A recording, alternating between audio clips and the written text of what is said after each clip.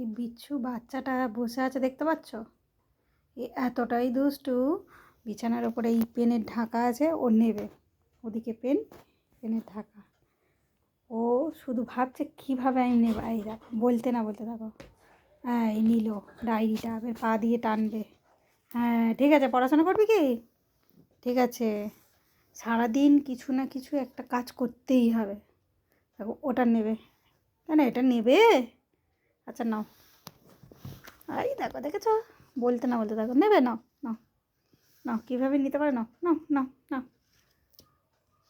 নাও নাও নাও নাও, দেখছে কীভাবে নেওয়া যায়।